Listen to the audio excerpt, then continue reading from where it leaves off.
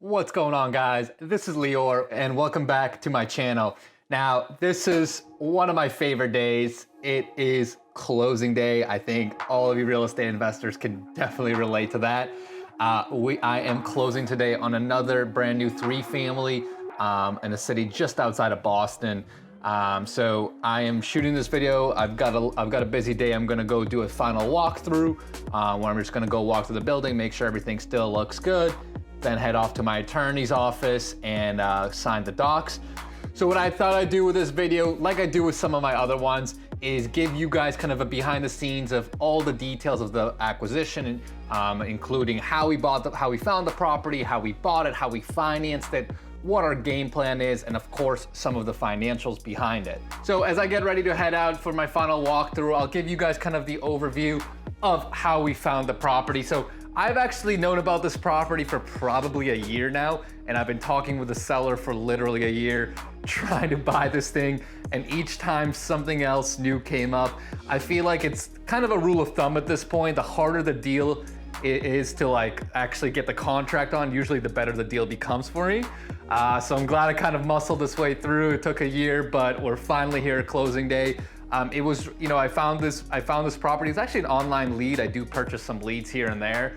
And again, just kind of worked it for a year, many phone calls, many texts. So for you guys that get discouraged when something doesn't happen with a lead or regardless of how you get it, just know it is a major follow-up game. Like real estate investing is just like sales. You need to have a huge pipeline and work those leads, keep following up with them because they will sell at some point. And you want to be the person buying it, you gotta be following up with them. So that's kind of the overview of how we actually found the deal. So I'm gonna head out right now. I'm gonna drive to the property. I'll meet up with my partner. We'll walk through the units, make sure they look good and everything and prep for closing.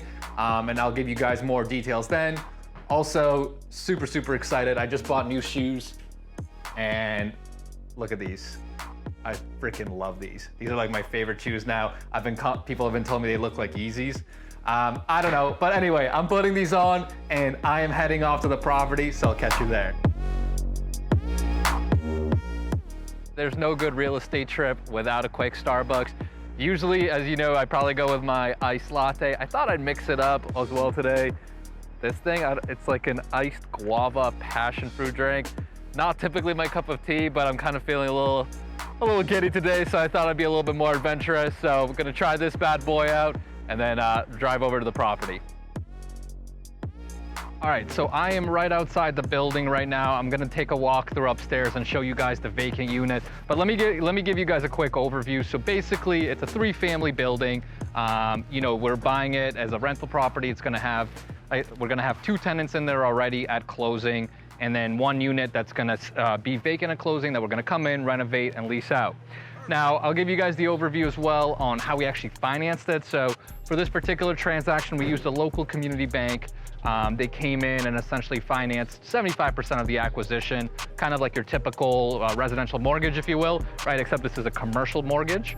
And then they're also going to loan us $75,000 in construction costs. And as you'll see once we go inside, this will kind of be to clean up the units. We're going to spend about $25,000 per unit, kitchens, baths, floors, electrical, that kind of thing. In terms of the other part of the financing, which is the equity, right? So we had the bank come in.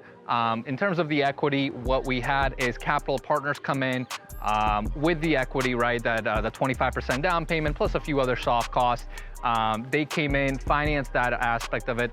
In return, they are getting a percentage ownership of the building. So I've done other videos on this where I kind of explain how we break that down. But basically, they fund a part of the deal, and in return, they get a percent ownership of the building. So because this was a commercial mortgage and we used kind of private lender funds, we used an LLC to close on the building, which is what you have to do when you're buying property in a commercial manner like this. So I'm gonna go take a walk inside. Again, I'll show you guys exactly, I'll show you guys the unit, what it looks like, what we're planning on doing. You'll see my partner who does way more in construction than I do, what he's thinking for the unit. And it'll give you a really good sense of exactly what's gonna transpire over the next month or 2 with the property.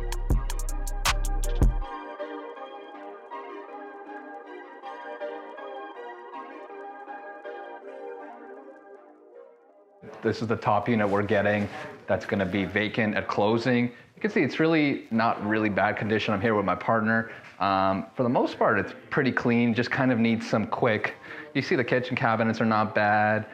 Just needs like quick cleanup. We're gonna put a new kitchen, new cabinets, do the floors, sand down the floors, update the electrical and update the plumbing in the bathroom. So really just a really quick job, which shouldn't really take us too long. Scope of work will be super reasonable. All right, so I just pulled up at my attorney's office, about to head in and sign the docs.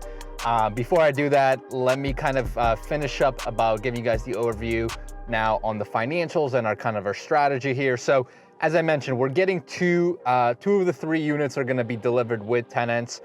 One of them is gonna be vacant. So, you know, the vacant one, we're gonna renovate. As I said, use the construction loan that we got from the bank. So renovate that hopefully within about a month and get that leased out at market rent. Now, the other 2 units, we're gonna work on what I call stabilizing, right? So we're actually, one of them, we're gonna renegotiate the rent directly with Section 8 since they're a Section 8 tenant. And we've done that quite a bit of times. You can go directly to the leasing officer for that tenant and start working on a rent increase with that. And the second tenant is a market tenant that's paying way under market rent. So over there, we're gonna have a conversation, right? My approach typically in these kinds of scenarios is we're gonna first work with a tenant, do some cleanup work, maybe buy some new appliances, paint, just to show them that we do care about the property. We're not here just to be the new sheriff in town. But then we will have that conversation with that tenant and say, look, you're paying X amount of dollars. It is well below market rent. What are we gonna do here, right? Are we gonna increase the rent? Do we need to figure out a potential buyout package if that's something that you just can't afford? So we'll kind of work with the tenant to see what we can do, either to either increase rent or help them move somewhere else where they can, where they can afford it. So that's going to be our game plan in terms of the actual in terms of the actual stabilization process. And finally, in terms of the actual financials. So I think I did mention this. I'll give you guys the numbers behind this. So our purchase price on this is about $840,000. We do have $75,000 coming in as a construction loan from the bank. I do think the property, once we renovate the property and it's leased out all at market rent, I do think the property is worth about 1.1 million, maybe even a little bit more. There's really good comps to support that.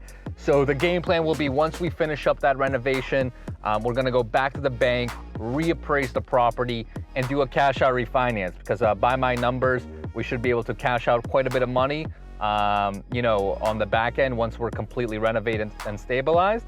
So we'll hopefully start to have that conversation within about 9 to 12 months or so. So we'll kind of play that as it comes, depending how quickly we can stabilize and renovate everything, and then work out with our lender from there.